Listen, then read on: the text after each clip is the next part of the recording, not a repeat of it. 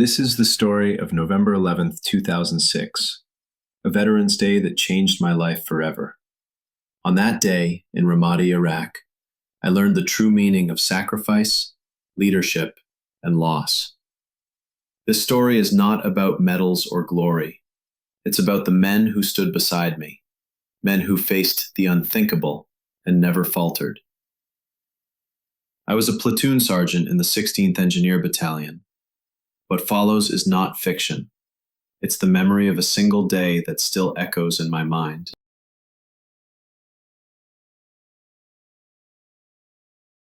Before the blast, before the mission, there was already a war inside me. On October 31st, 2006, I received several emails from Cami Hennigan informing me that my wife was having an affair with her husband, James, who was stationed at the same base as Tua, my ex-wife, in Camp Anaconda, Iraq. It didn't bother me because I was already seeing someone and our marriage had already ended. What bothered me was that I received detailed emails outlining plans for what she would do with my $400,000 insurance policy if I died. I was Skyping with Tua, my ex-wife, at the time, and I was pretty distraught because of the emails from Cami. I didn't tell Tua I had read those emails, but during the Skype call, she showed me a tattoo with James's name just below her waistline and above her vagina. Looking back, I know she was trying to get me to kill myself. That would have verified the emails Cami was sending me. She was attempting to leave me hopeless, thinking I might end it all out of desperation. She planned to buy a ranch and live a life with this guy. I was heartbroken because I couldn't understand why she would want me dead. Maybe that explained why we weren't divorced yet. If it was about infidelity, then she was also cheating, so that can't be the only reason. Perhaps she hoped this would happen during my deployment. I spent the next week trying to remove her from my insurance and worried about my kids, who were then in Georgia. I discovered that the aunt I thought I trusted with my kids was deployed. Tua was working contract jobs, and I hadn't signed off on leaving them with anyone else. I was mentally distraught, but I kept going because of the support from the guys around me. I also had this beautiful woman, a Bulgarian living in Germany, who was the only person writing to me. We weren't serious then, but she gave me hope. Veterans are unaware that some of these military dependents know their benefits better than the veterans. What they do is believe that the veterans' sacrifice for their country is equally theirs. I know many sacrifices have been made by military dependents, which should be recognized. However, this isn't always the case, as there are many stories of service members returning from deployment to empty homes because their spouses took everything while they were in the field or deployed and ran off with someone else. The veteran is the one who sacrifices their liberties and spends time away from family. Some of these spouses try to stick around until the 10-year service mark, thinking the veteran's retirement will be theirs while they are in their late 20s or early 30s.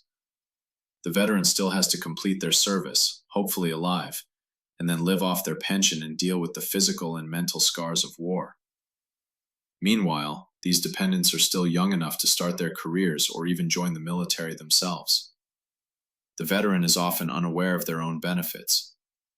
Instead, they focus on their careers and serving their country. Some dedicated military wives care deeply about their spouses, and just because this happened to me doesn't mean it's true for everyone. I genuinely feel for Gold Star families because I have seen the sacrifice firsthand. Regarding Tua, there was a part of me that hoped things might work out someday because I love her family. It was all I had since I lost contact with mine. I invested all my time in building a relationship with those people. It was hard to focus on my job, and I was feeling depressed. The length of the deployment was just extended, and I felt hopeless. The NCOs in my platoon tried to keep me motivated and understood what I was going through. It wasn't easy discovering someone wanted me dead for my insurance money and realizing that my kids needed me while I had no way to be there for them. In a civilian job, people can just take a break or relocate for another position.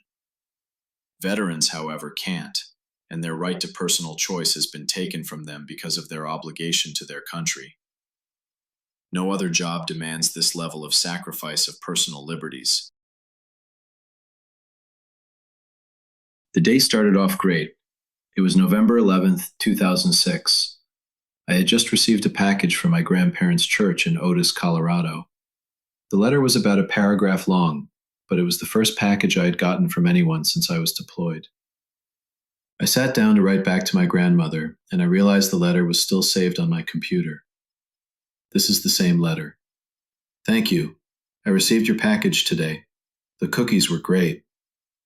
The funny thing is that I'm going through some hard times right now. The war has taken a toll on my family life. And when I read the cover of the package, Otis, Colorado, it brought me back to some of the best memories of my life, being at my grandparents' house. So, this package was more to me than just the contents. It was a blessing. I've seen things happen here that are close to being miracles, and it's made me closer to God. I know He's with me. I was in the middle of writing this when we went out on what would be the last day of those soldiers' lives. My squad leaders approached me the day before and decided that giving the lower rank soldiers the day off would be a good idea because they would get a beer for Veterans Day. The beer was from the Marines because they ordered it for the Marine Corps' birthday. I didn't see an issue with it. It was just one day.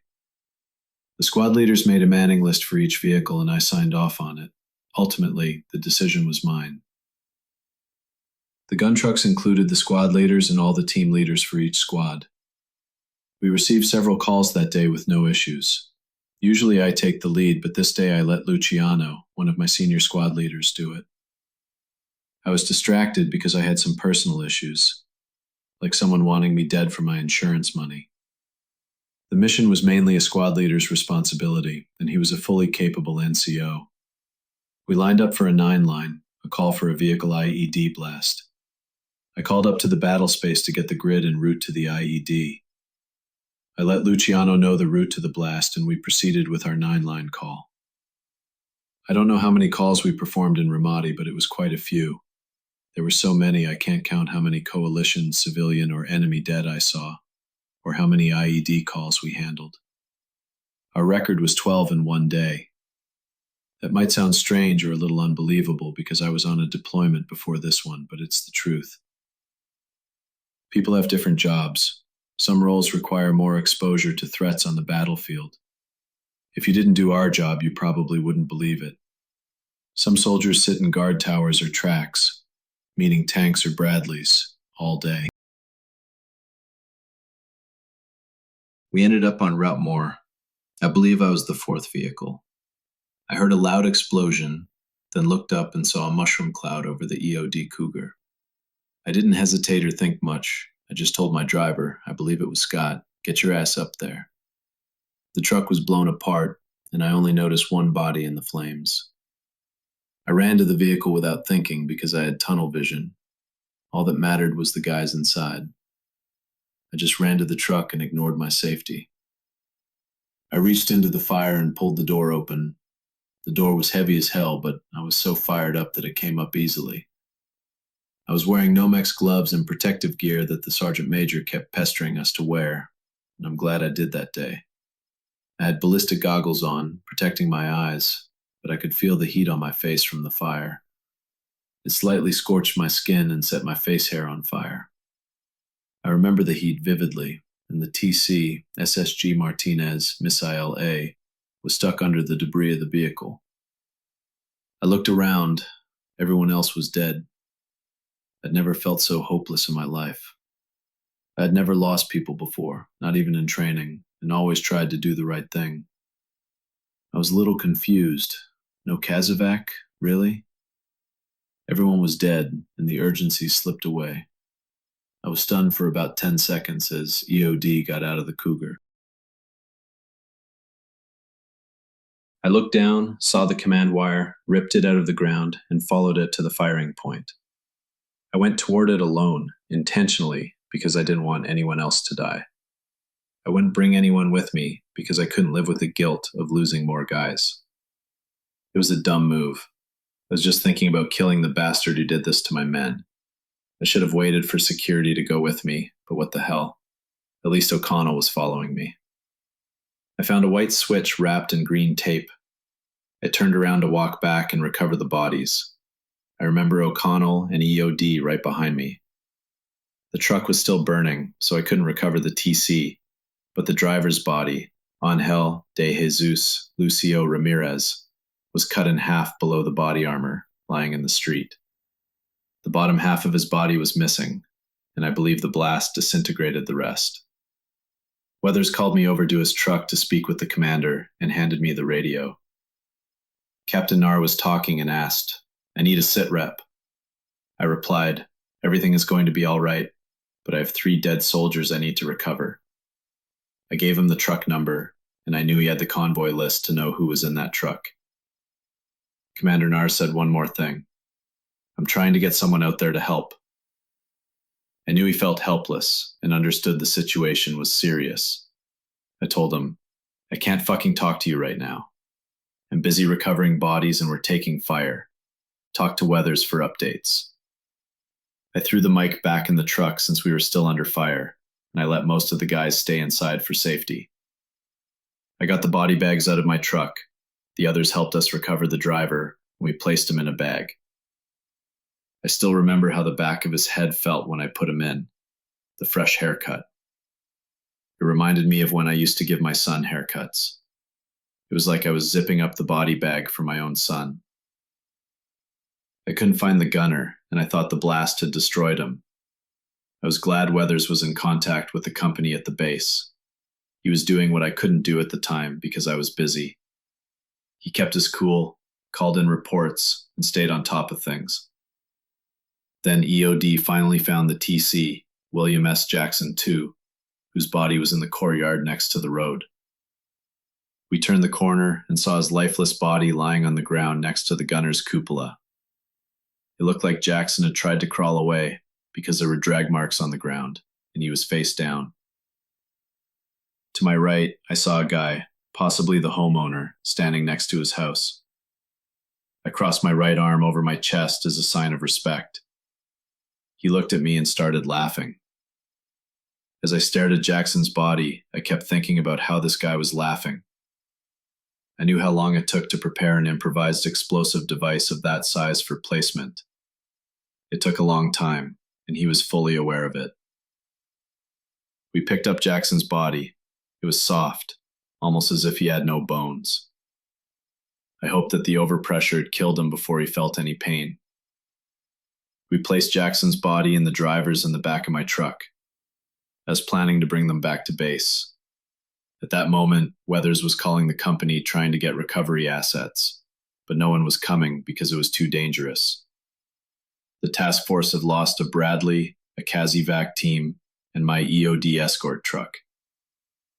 The fire in the truck was starting to die down, but I still couldn't recover the TC because it was trapped under the transmission.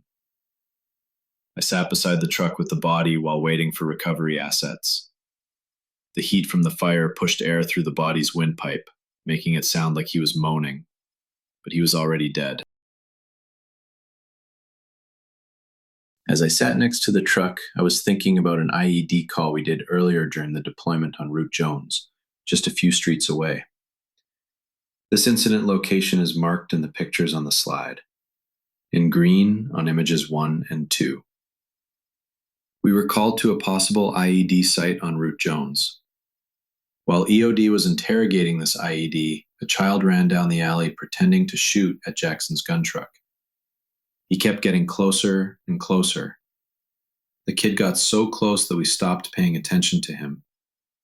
He was about 8 years old and was used as a decoy. Just as EOD was about to finish their investigation of the fake IED, the kid disappeared, and we were ambushed with small arms fire and RPGs. I saw gunfire coming from a building to my left. The weapon was causing the window curtains to flutter as he fired from his position. I engaged the guy at the window and walked backward to take cover behind the Cougar. I had an aftermarket scope on my weapon that I got from Ranger Joe's online. I zeroed it at the range on Camp Ramadi earlier that month. It was dead on. Looking through the scope, I saw a kid around 15 years old. He could have been in his 20s, but he looked young. I had a bead on him, but I aimed high. I shot 3 rounds above the window. was the first time I had to engage a person, and this one was a young man. I couldn't do it, and I think it was because of his age. It was like what you hear about hunting, and a deer hunter finding his first deer but can't shoot. Am I doing the right thing by shooting this guy?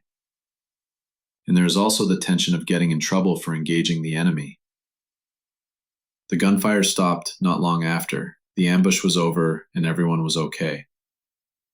I got back into my gun truck, and my driver said, "Man, there was an RPG round that skipped across the ground in front of our truck and spun in circles." Then Jackson's driver, Putter, said, "Sergeant Havens, you almost got shot.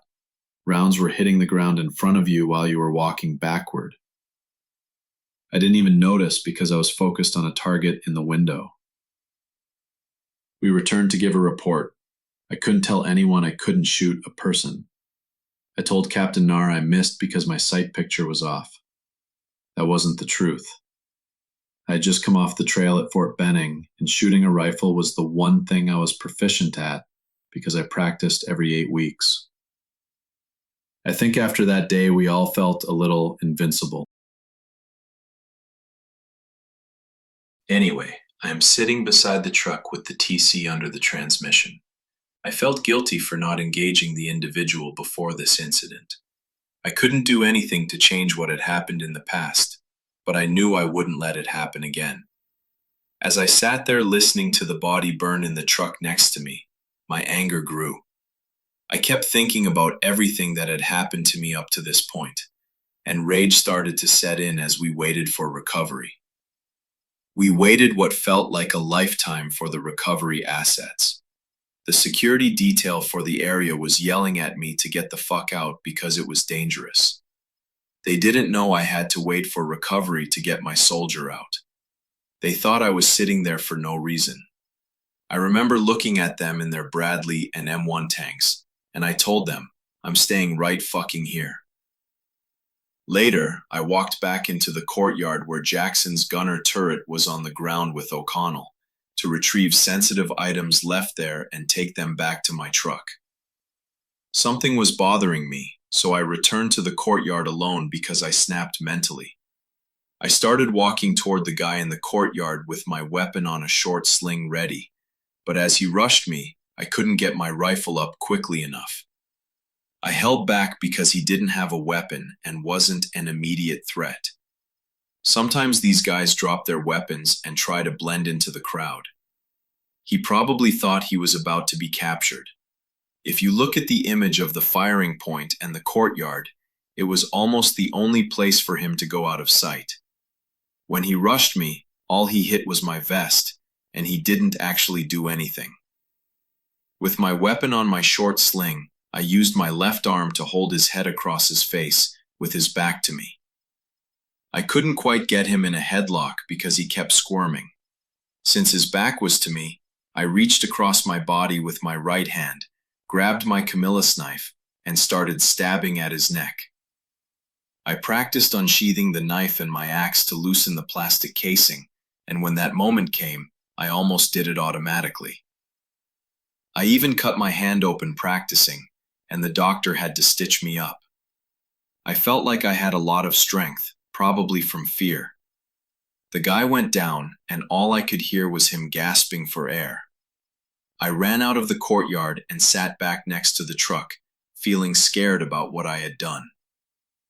Looking back, we had a policy that limited enemy engagement, requiring someone to be a threat and positive identification, PID, and he was definitely a threat. You can't get more confirmation than him rushing at me.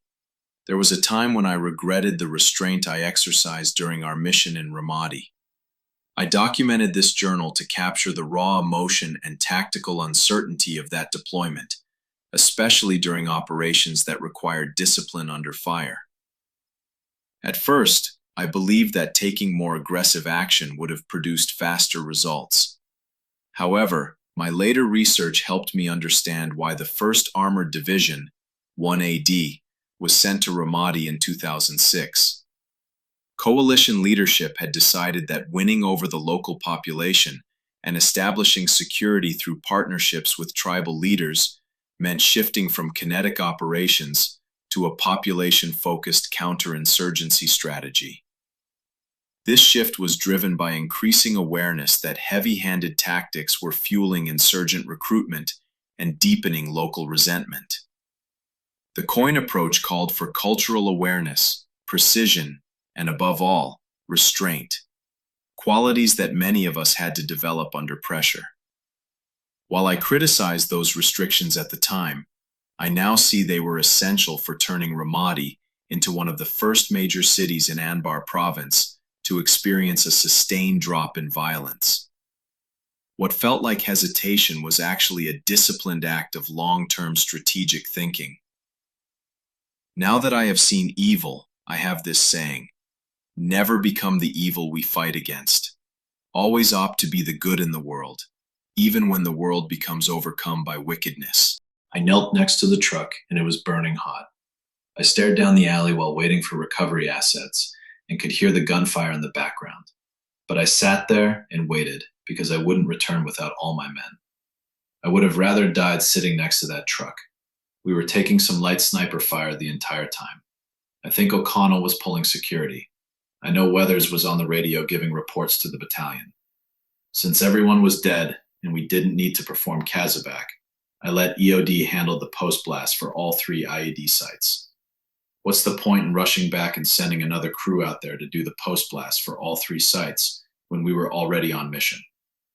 It might seem insensitive, but it's not. Why put more people in harm's way for no reason?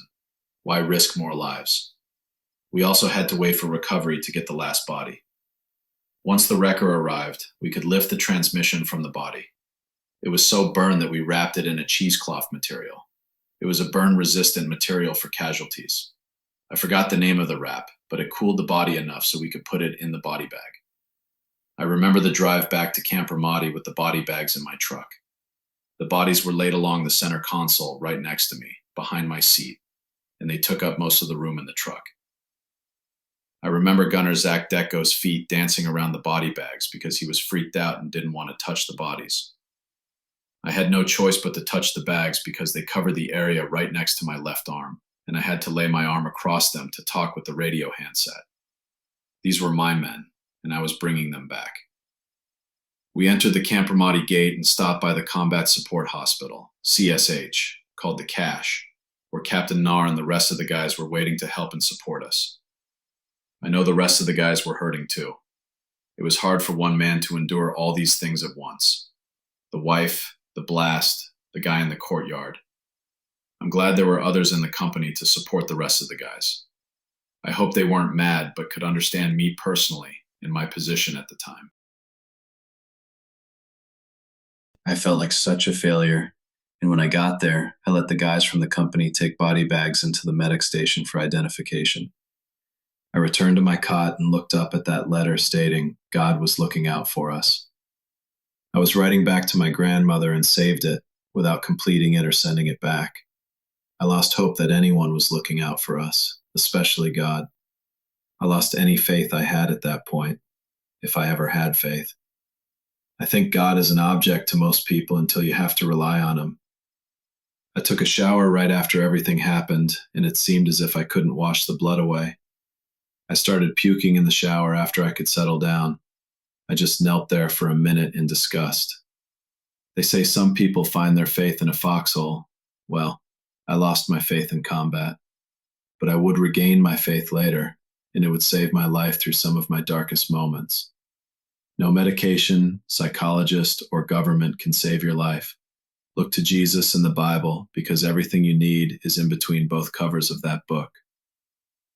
When I was younger in the military, the movie Black Hawk Down came out, and it was a big deal because the incident marked a time when our units were reported for the first time since Vietnam, being engaged by the enemy with detailed coverage. The public could see the price of war, which propelled that incident into Hollywood. In this war, someone was having a Black Hawk Down moment every time there was a death. So, someone in Iraq could have a Black Hawk Down moment at any given time in theater. There weren't cameras or reporters, but the moments were real. I always think about Vietnam veterans who have the in-country stamp on their DD-214s. Does that matter in Veterans Affairs? Does the job you perform in the military matter? Yes, it matters. And the reason it matters is because your service experience is completely different. Over the following days, I kept hearing comments like, you shouldn't have only NCOs in the convoy, and the route was labeled black, which meant it was not cleared of IEDs. We get the route from battle space, and a Bradley was just blown up on that road, which is why it's marked black. Any road rated as black hasn't been cleared yet. Who decides whether roads are green or safe for travel? EOD and engineers clear the routes, making them safe for others. Of course, the routes we travel are black. That's the most stupid comment I've ever heard. That's why we have one of the most dangerous jobs on the battlefield. It probably came from someone with little or no understanding of our situation or the task we're performing. The NCOs took the mission so the younger soldiers could stay back and rest. It was the only day they could have a beer, Veterans Day, and they were taking care of their soldiers, just like good NCOs do. They put their soldiers first, and that's why I always tell anyone enjoying their freedoms, someone died so you could have a beer.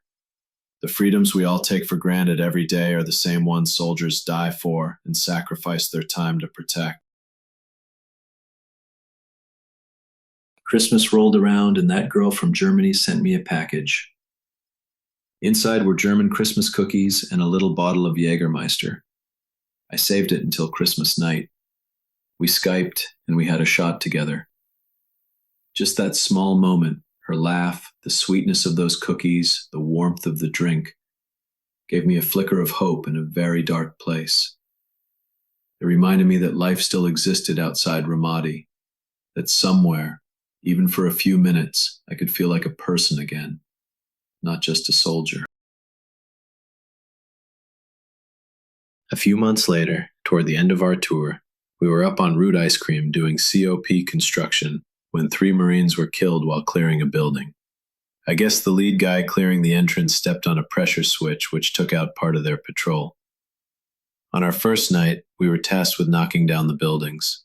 We went out at night with a D9 dozer, bucket loaders, and dump trucks. Once we arrived at the site, I started doing security and watched the D9 clear the area of buildings and debris. We worked at night because we had another mission where a guy working at a site with a bucket loader during the day got shot. We owned the night because we had NVGs, night vision goggles.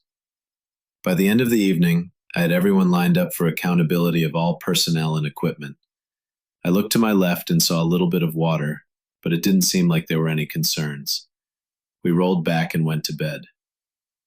The next evening, I lined everyone up again, and we returned to the COP construction site.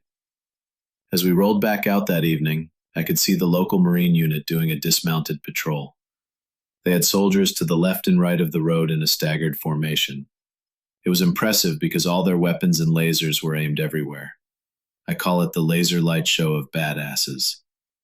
We saw them on patrol every night heading northeast up Root Ice Cream. These guys were in it with us. We were all brothers. Once we reached the site, it looked like Lake Michigan. I remember Captain Nar freaking out. I got out of the truck and told him I had seen a little water, but I had no idea it was a water main that broke. Nar looked at me, and I just shrugged my shoulders. We tried everything to get the water to stop, even blowing up a basketball in the main line as a stopper, but nothing worked. It would take a week to find out where the main shutoff was to stop the water. So, we were working in a swimming pool while constructing a COP. We switched to the day shift because work progress was too slow during the evening. It might be a little more dangerous, but the COP needed to be finished. The battalion commander came out to visit and see our progress, and during his visit we started taking incoming mortars. I jumped north over the Jersey barrier on Route Ice Cream, and mortars began impacting about 50 meters south on the other side. I knew the battalion commander and his PSD, personal security detail, led by SSG Hoover, weren't far from the impact, so I low-crawled to the end of the barrier. I was making sure everyone was okay, and the next thing I saw was the commander and his PSD moving to his truck in buddy pairs. Mortars were coming in, I was laughing, and they were scared. Once the mortar round stopped and the commander left, we continued the mission as if nothing had happened. The moral of the story is that if you have VIPs coming to the site, instead of doing the usual dog and pony show, have mortars come in. That will get rid of them. The following days were pretty typical, except we took sniper fire from the building to the north across the street. It happened to be the same building where the Marine unit stepped on the pressure switch. I took cover south of an M1 tank while we were engaged. The shooter must have been about 200 meters away, in a window. As soon as I ran past the M1 tank, he fired a round from the main gun at the guy in the building. I was right next to the M1, and the ground around me threw up dust. All I could hear was ringing in my ears. I was deaf for a while after the round went off, and it took time for me to recover. I've been a tank commander before, and I thought he should have gone for the coax. The gunnery command might have slipped out wrong. Instead of gunner coax, it probably was gunner main gun, or whatever round he was using. A sniper was engaging us, so I guess a little hearing loss is better than a bullet in my head. I always think about the possibilities. What if Luciano didn't shoot back at the snipers? What if O'Connell didn't follow me to pull security? And what if this guy didn't blast this building with the main gun round? These are the people who actually save your ass. Later during our COP construction mission, our gun truck was providing security while the rest of the platoon was building a COP. My driver, Lines, noticed a small group of guys approaching the alley. He immediately moved forward, revealing a group of soldiers from an OP, observation post, to the south of our position. They were under fire from the south down the alley, and two guys were dragging the machine gunner by his vest. They pulled the gunner out of the alley toward my truck. I remember this guy was full of bullet holes, coughing up blood, and scared. In these moments, your stress level jumps from 0 to 100 because it catches you off guard. It's sudden and unexpected. Next thing you know, bam, you're faced with danger. You must make quick decisions, often with no perfect answer. You have no choice but to react and handle the situation, doing the best you can. We couldn't go backward because Jersey barriers blocked us in, and the distance was too far. We had no choice but to pull back into the alley and lay down suppressive fire while they dragged him the last 50 meters to one of our platoon trucks on the other side of the barriers blocking that entrance. Since time was critical because he was bleeding out even with the first aid applied, I made a quick decision. My driver, SPC Lines, risked his life by pulling out into the alley so Blackwell and I could lay down suppressive fire. Blackwell was in the turret of the gun truck, and I was crouched behind the front fender. I yelled to the platoon sergeant, "Go down the alley and one of my guys will be there to get you out of the area." SPC Blackwell ran out of ammo. He expended all ammunition. I called for more ammo, and the platoon sergeant of the wounded soldier proceeded to the evacuation vehicle. It took a lot of bravery from Lines to do that because the driver's side door was the side closest to the gunfire. The soldiers who got hit were exhausted because they had to drag that guy at least 200 meters while laying down fire before they reached us. I remember the look on the platoon sergeant's face. It was like mine when my guys got hit. It's the same look I had seen in other leaders' eyes when I went to IED sites. It was that look of helplessness, knowing you have no control over the outcome of the incident.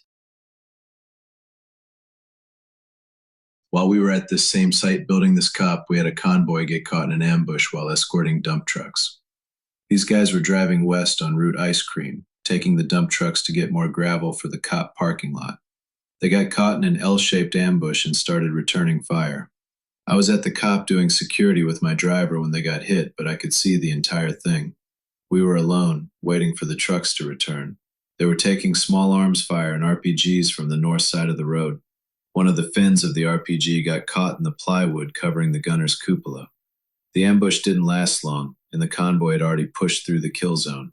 My driver, Lyons, said, "Let's get in there and get those assholes." I replied, "No, we should stay here because we are alone and need to pull security." I said that because we would have been in the kill zone when we drove west to the engagement area. We also would have left the COP without security. The company called up, and the Marines who owned the sector cleared the area where the ambush was conducted. While they cleared the area, I could hear the dismounted Marines on the radio, "Hey, they shot one of these guys' hands off." I was laughing my ass off. After they cleared the area, the convoy returned with gravel for the cop we were building. Then, it was business as usual. Luckily, the Haji bastards didn't know how to conduct a proper ambush, because they should have had an RPG engage us from the furthest western portion of the ambush and then attack from the north. That would have stopped the convoy by disabling the first truck and given the enemy more time to engage the vehicles. Thank God they're so dumb. I saw a guy on the internet say we shouldn't call the poor little terrorist Haji. Well, this journal isn't for you either. Move out, asshole. A few days later, we got mortared in the same position. It was funny because we had mortars hitting in front of the truck, where I could see, and in the rear of the truck, where Blackwell was doing security. Blackwell and I were yelling at lines. I yelled, "Drive backward," and Blackwell yelled, No, drive forwards." Lines could see what I could see, so he was driving backward, and Blackwell was freaking out because he witnessed mortars hit behind us. We spent the time deployed to the Ambar Awakening from January 2006 to the end of February 2007. By January 2007, things were already starting to settle down in Ramadi. The area across from the government center on Route Michigan, which was once a hiding place for snipers, was now a soccer field because our unit destroyed all the buildings with explosives. The most challenging parts of the battle had already been fought, but it would take another 6 months after we left to complete what we started. If you look at the chart below, there is an uptick in attacks in March. The enemy does this every time a new unit enters the AO, area of operation, hoping to instill fear in the incoming unit. The surge of US troops in the Ambar province was about 12 months late, but I guess that's how politics work. Better late than never, and it was okay, because at least our sacrifices didn't go to waste. 4ID would do a good job and build on the progress already made. It is a great unit because they could have let it slip back down. 2007 was a very deadly year too, and those guys had a tough fight. As I finished this journal in late 2024, I came across this article about Al Anbar province, the most prosperous area in Iraq. Today, it is free from all terrorism. Things take time to develop, and this place is no longer a hive of extremism, thanks to the sacrifices of men like the ones in my story. The Hearts and Minds campaign took time, but it had lasting effects on the local community. Although the Battle of Al-Fallujah is well publicized because of the intense impact of US forces on the enemy, it wouldn't have the lasting effects of the Ambar Awakening, making it an example of modern-day transitional warfighting. I never could figure out why any of these guys would look up to other veterans, especially high-profile Special Forces or Navy SEALs.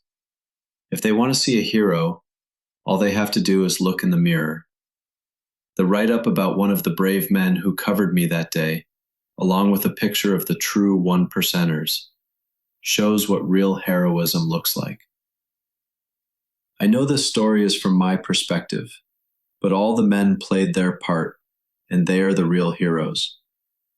I was just lucky to be surrounded by these guys. I probably wouldn't be here right now if it wasn't for them. If you want to see bravery, look at these men. If you ever see these men above, they deserve respect.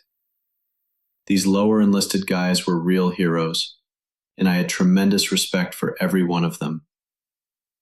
Junior NCOs are the backbone of the Army. If you think being a junior NCO isn't a great responsibility, you're wrong. It's a big deal. Sergeant James F. O'Connell, United States Army, heroically distinguished himself by exceptionally valorous conduct in the face of the enemy of the United States as a team leader, 1st Platoon, Bravo Company, 16th Engineer Battalion, Gießen, Germany, on November 11, 2006, during Operation Iraqi Freedom. While conducting explosive ordnance disposal, quick reaction force, escort, and security, Sergeant O'Connell's 5-vehicle patrol was engaged by enemy forces while en route to a post-blast analysis in support of B Company, 1st 18 Infantry. The patrol was traveling along a lightly used route when an improvised explosive device detonated under the second vehicle, an M1114H MMWV, resulting in an immediately recognizable catastrophic loss. The blast forced the roof and copula of the vehicle over a wall and into a courtyard to the south. The remainder of the HMM VW was inverted and landed on what would have been the roof. Sergeant O'Connell established rear security with his vehicle as the platoon sergeant pushed to the blast site. Small arms fire began impacting in and around the blast site, an EOD QRF convoy. Sergeant O'Connell dismounted his vehicle and immediately began a search for secondary devices. After ensuring the QRF escort had established a secure perimeter, Sergeant O'Connell observed SFC Havens running alone southward along a courtyard wall. Disregarding his own safety, Sergeant O'Connell maneuvered toward his platoon sergeant to provide dismounted security as he traced the command wire. Although the trigger site was discovered, the triggerman had already vacated the area. Sergeant O'Connell relayed the trigger location to the security elements from B Company, 1st 18 Infantry, which followed up with further site exploitation and detainment of the supposed triggerman. Sergeant O'Connell then returned to the blast site to assist with the recovery of his fellow soldiers. His actions are in keeping with the finest traditions of military heroism and reflect great credit upon himself, the Ready First Combat Team, and the United States Army. The True Price of Freedom by Shawn. You can never give enough to your country, but you try, because freedom demands a part of your soul.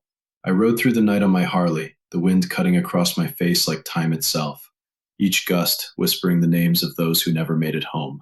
That steel beneath me, every weld, every bolt, forged by the hands of free men who believed in building something that would last.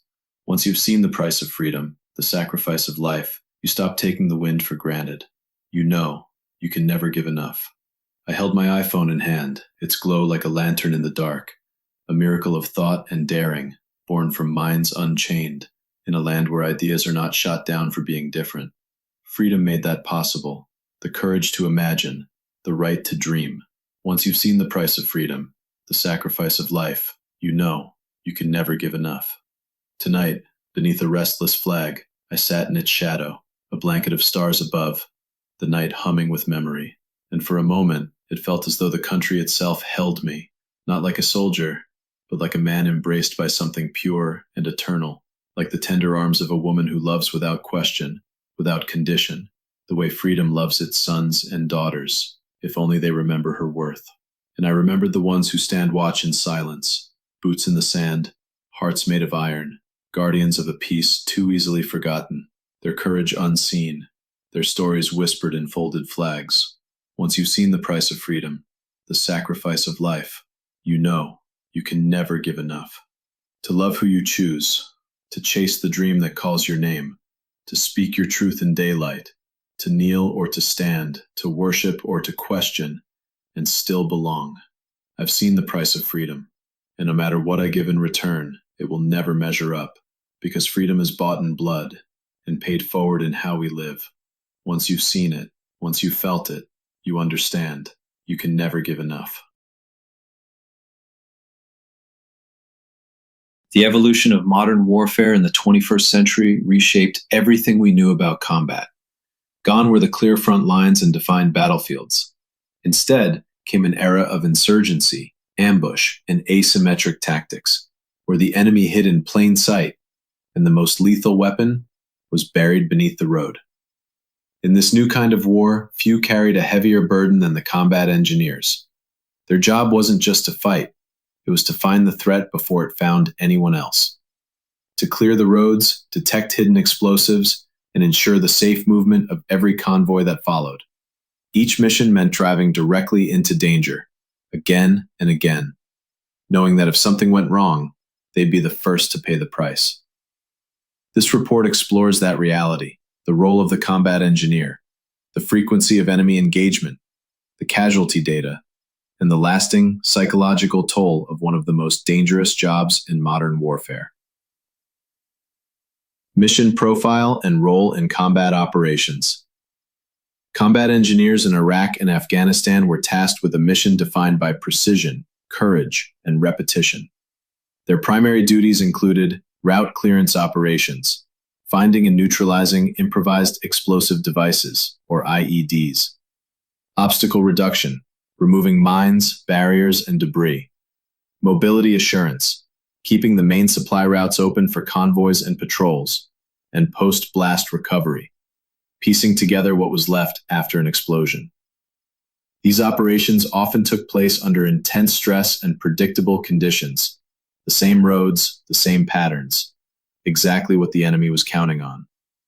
As the U.S. Army's Center for Army Lessons Learned once wrote, combat engineers led virtually every convoy, actively seeking out explosives that others tried to avoid.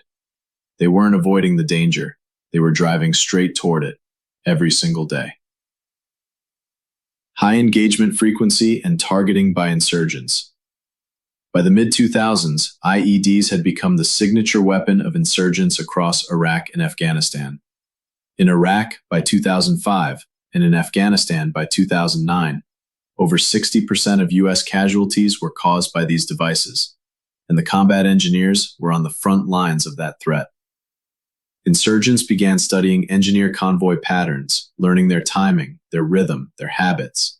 They started planting multiple devices, secondary and even tertiary IEDs, timed to hit responding engineers. They used decoys to lure route clearance teams into kill zones, and they began detonating charges specifically targeted at engineer vehicles. For many units in Al-Anbar, Diyala, Helmand, and Kandahar provinces, enemy contact wasn't a possibility, it was a guarantee. Engineer leaders described the likelihood of engagement as near certainty. Every mission began with the same unspoken understanding: someone might not come back. Casualty and trauma statistics. Combat engineers suffered some of the highest casualty rates per capita of any military occupational specialty.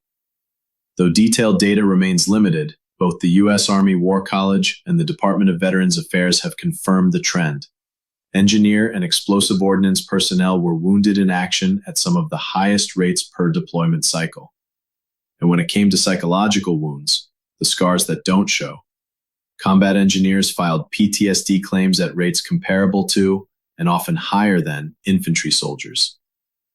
The RAND Corporation described the toll like this: the mental health effects on engineer and route clearance teams are significant due to the constant threat of death, the visibility of gore, and the moral injury that follows the aftermath of IED events. When your job is to clear the road after an explosion, you don't just see the aftermath, you live with it. Operational and psychological impact. For many engineers, the trauma didn't come from one explosion, it came from dozens. Repeated exposure to IED blasts created a cycle of psychological and physical strain. Hypervigilance, that constant sense that something's wrong. Sleep loss and memory problems. Moral injury, the guilt that comes from not being able to save a friend. And complex PTSD, the kind that builds slowly, deployment after deployment. A RAND study in 2008 found that more than half of all service members who experienced multiple IED incidents, or who saw destroyed vehicles firsthand, developed symptoms of PTSD or depression. The stress was relentless. Convoys lasted 8 to 14 hours. Routes were recycled day after day. Every mission brought the same sights, the same wreckage, the same reminders, and for some, the same survivor's guilt. Comparative risk. When comparing operational risk across the force, combat engineers consistently ranked among the highest in every category. Enemy engagement, very high. IED exposure, very high. PTSD claim rates, very high. By contrast, infantry, EOD, and military police ranked below them in at least one of those measures. Support personnel, those who operated behind the front lines, faced far lower exposure to combat trauma. It's an uncomfortable truth. The ones who kept the roads open often paid the heaviest price. Conclusion. Combat engineers in Iraq and Afghanistan were not just soldiers. They were the bridge between life and death, chaos and movement, paralysis and progress. Their work placed them at the epicenter of enemy strategy. Their missions were the heartbeat of mobility, finding danger before it could find anyone else. They made up a small percentage of the deployed force, but bore a disproportionate share of the sacrifice. Their courage turned danger into routine, their endurance made victory possible, and their pain, both visible and unseen, became the quiet cost of every mile secured. This report stands as a reminder of that sacrifice, of the need for continued recognition, for long-term care, and for understanding the toll paid by those who cleared the way for freedom to move forward. To every combat engineer who rolled the road, to everyone who didn't come home, and to those still carrying the unseen wounds, this one's for you. They found the bombs so others could find their way home.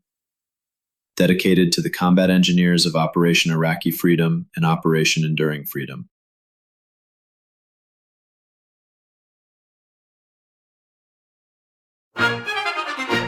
We are the engineers. We can demolish 40 beers. Drink up, and come along with us. 'Cause we don't give a damn about any old man who don't give a damn about us. My father was a miner in the upper Malamute. My mother was a hostess in a house of ill repute.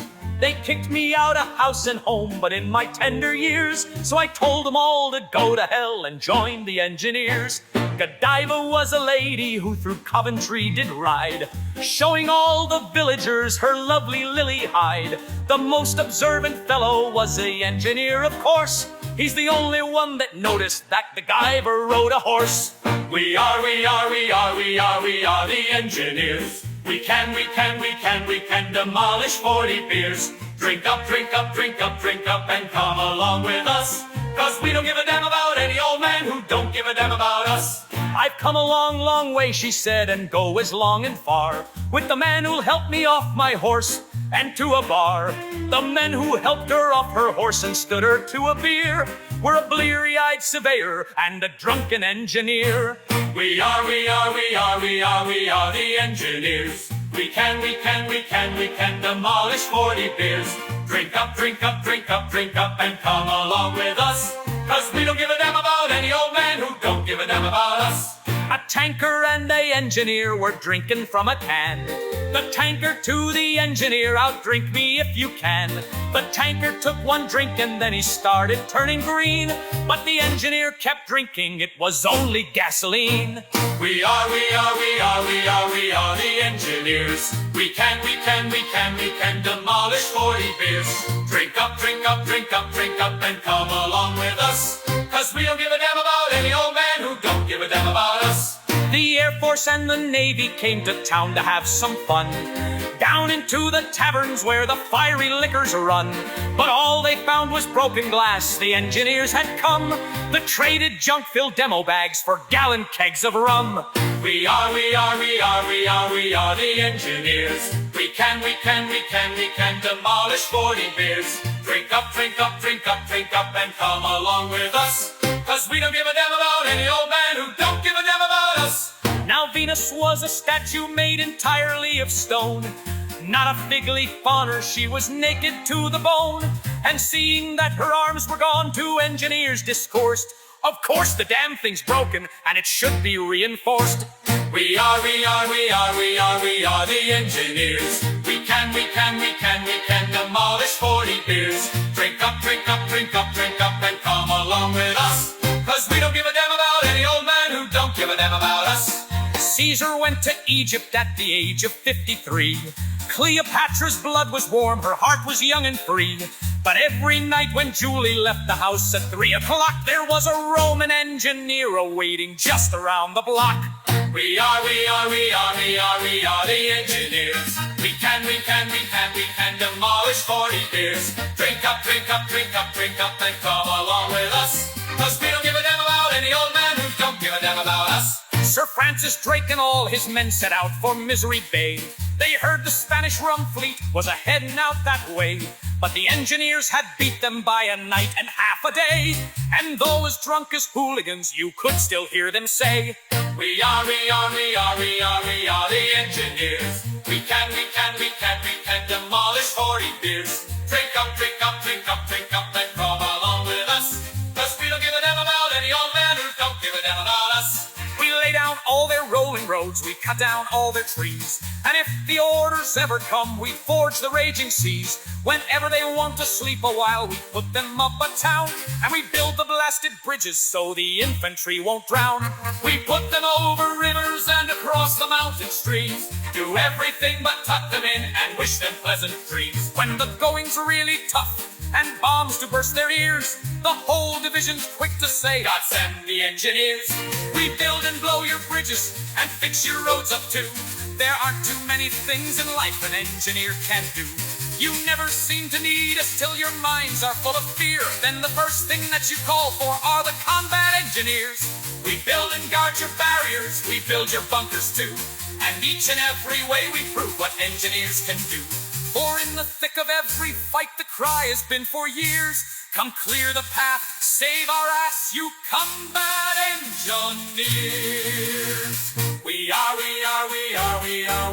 the engineers. We can demolish 40 beers. Drink up, and come along with us. 'Cause we don't give a damn about any old man who don't give a damn about us.